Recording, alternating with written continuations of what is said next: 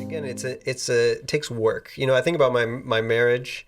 Oh man, when we first got married, I was such an insensitive jerk, and I still can be. Don't talk to my wife about that. But but really though, like it's a constant ascetical exercise to encounter my wife's needs and perspective, and the things that I often don't think about are completely insensitive and hurtful to her.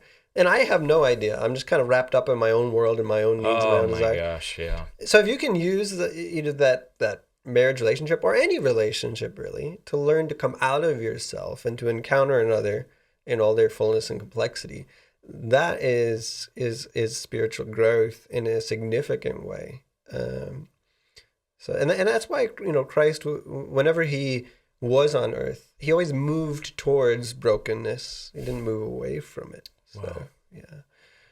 That's beautiful, yeah. I was sharing on a video the other day, and this seemed to strike a lot of people. I was just sort of admitting how, like, I've been a jerk to my wife lately because she's been sick, and I've been upset at her for being sick, which is irrational, but where I'm at. And it occurred to me that many men will say something like, I would die for my family. I would die for my wife. Yeah, right. Like, all right, but how about, like, just be kind to her today? Yeah. And don't be impatient with her. Yeah. And anticipate her needs. Well, no, I'm not. I wouldn't do that. Yeah. But I'd die at a stake for her. I take a bullet for them, but yeah. Yeah.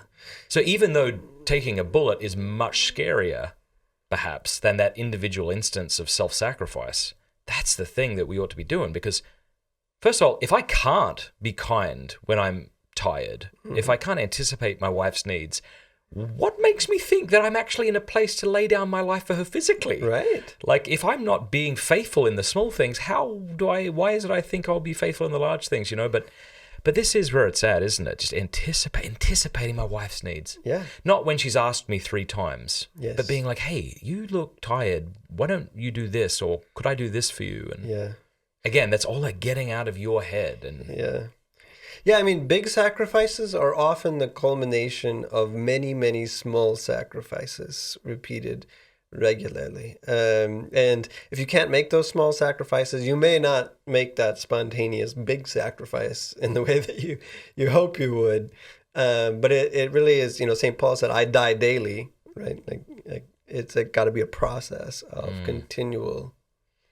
I forget who it was who said the problem with living sacrifices is that they keep crawling off the altar. That's very true.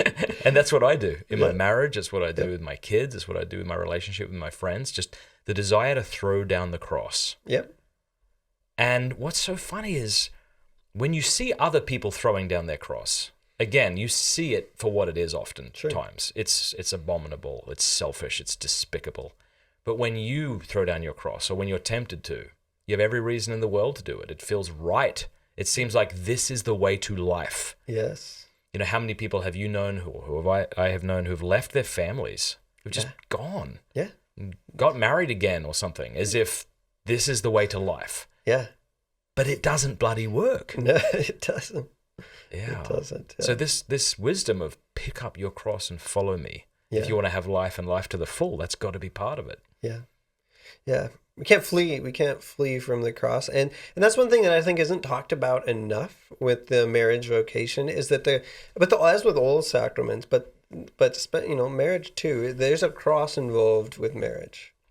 It's a particular form of experiencing the cross, but it is a cross. It is a laying down of your life for the good of others and raising them up through your own self-emptying sacrifice, which can be a painful reality at times, and people want to flee from it. I mean, men don't like learning intimacy. We don't like learning sensitivity. We'd much rather flee from it, bury our heads in work or Porn. Yeah, porn. Yep, it's so much easier and simpler. Yeah.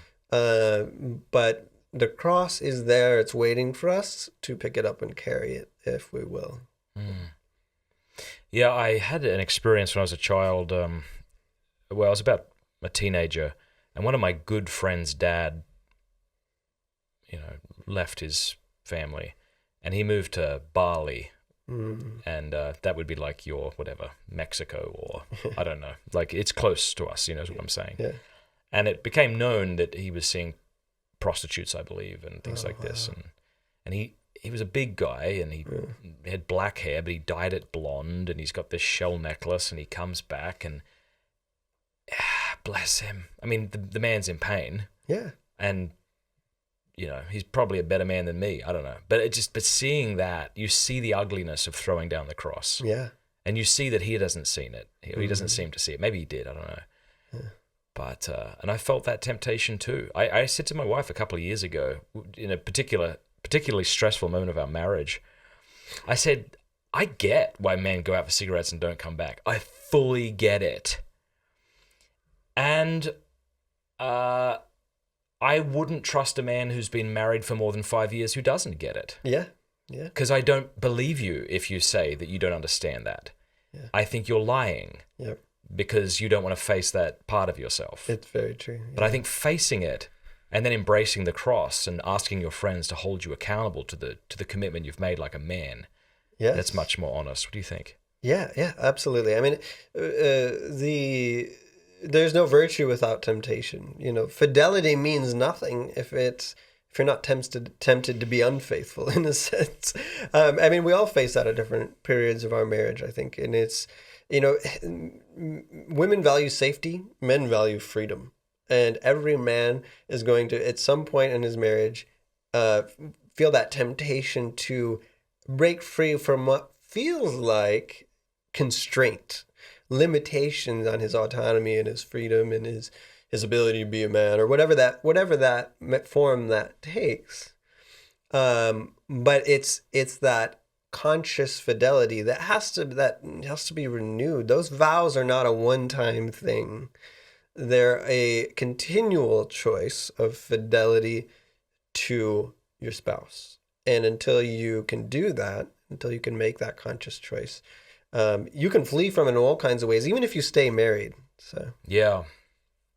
When I got married, my wife, I'm not just saying this to sound cute, she's my best friend. I really enjoy spending time with her.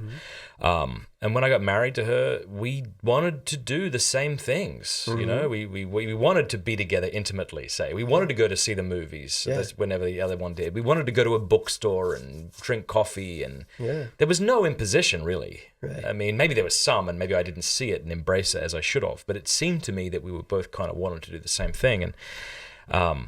And when I started having children, that's for me what was really difficult, for me personally. I realized that there was now these demands upon not just my autonomy, but upon my wife.